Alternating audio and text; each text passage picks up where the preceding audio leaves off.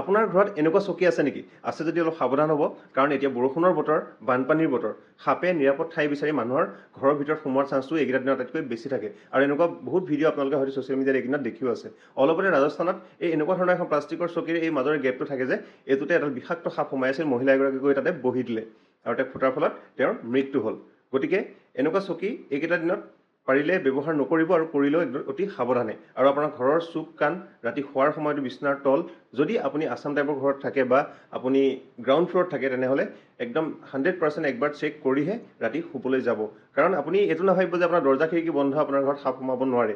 সাপ আপোনাৰ ওপৰেদিও সোমাব পাৰে, যিকোনো ফালেদি, কাৰণ পানী হৈছে, সাপেও নিজকে নিৰাপদ কৰিবৰ কাৰণে সিহঁতি যিকোনো ফালেৰে আপোনাৰ ঘৰৰ ভিতৰত সোমাই যাব পাৰে।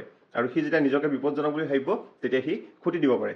আৰু কিছুমান মানুহে কৈ থাকিব বিচাৰে যে মেক্সিমাম সাপৰ বিষেই নাথাকে, কিন্তু আপুনিতো নাজানে কোনডাল সাপ বিষাক্ত হয়, কোনডাল সাপ বিষাক্ত নহয়। ইমান সহজেতো এইটো চিনাক্ত কৰিব পৰা নাযায়। গতিকে সাৱধানতা হৈছে আটাইতকৈ ডাঙৰ অস্ত্ৰ আমাৰ কাৰণে।